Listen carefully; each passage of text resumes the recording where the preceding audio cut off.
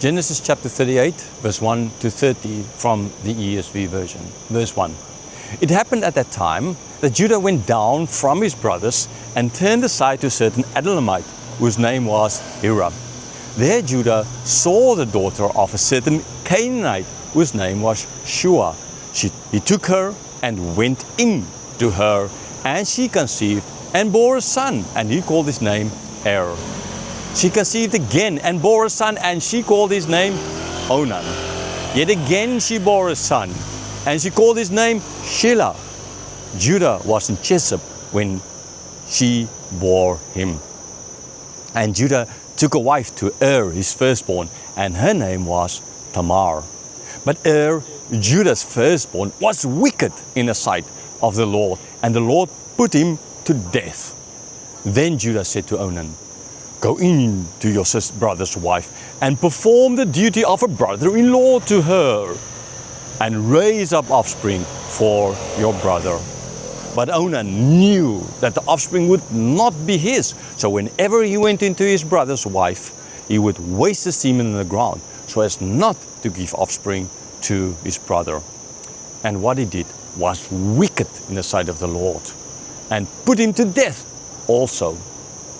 Then Judah said to Tamar, his daughter-in-law, "Remain a widow in your father's house till Shelah my son grows up," for he feared that he would die like his brothers. So Tamar went and remained in her father's house. In the course of time, the wife of Judah, Shua's daughter, died. When Judah was comforted, he went up to Timnah to his sheep shearers, he and his friend Hira, the Adullamite. And when Tamar was told, "Your father-in-law is going up to Timnah to shear his sheep," she took off her widow's garments and covered herself with a veil, wrapping herself up, and sat at the entrance to Enaim, which is on the road to Timnah. For she saw that Shelah was grown up, and she had not been given to him in marriage. When Judah saw her, he thought she was a prostitute, for she had covered her face. He turned to her at the roadside and said, "Come, let me come in to you." For he did not know that she was his daughter-in-law. She said, "What will you give me that you may come into me?" He answered, "I will send you a young goat from the flock." And she said, "If you give me a pledge until you send it." He said, "What pledge shall I give you?" She replied, "Your signet and your cord and your staff that is in your hand." So he gave them to her, and he went in to her, and she conceived by him. Then she arose and went away, and taking off her veil, she put on the garments of a widowhood.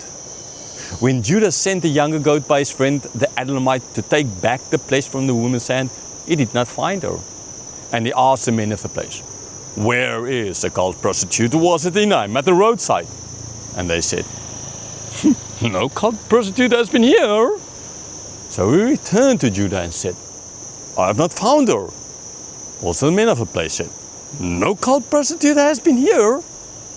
And Judah replied, "Let her keep the things as her own, or we shall be laughed at. You see, I sent this young goat, and you did not find her." About 3 months later, Judah was told, "Tamar, your daughter-in-law, has been immoral. Moreover, she is pregnant by immorality." And Judah said, "Bring her out and let her be burned." As she was being brought out, she sent word to her father-in-law, "By the man to whom this belongs, I am pregnant." And she said, "Please identify whose these are, the signet and the cord and the staff." Then Judah identified them and said, "She is more righteous than I, since I did not give her to my son Shelah." And he did not know her again.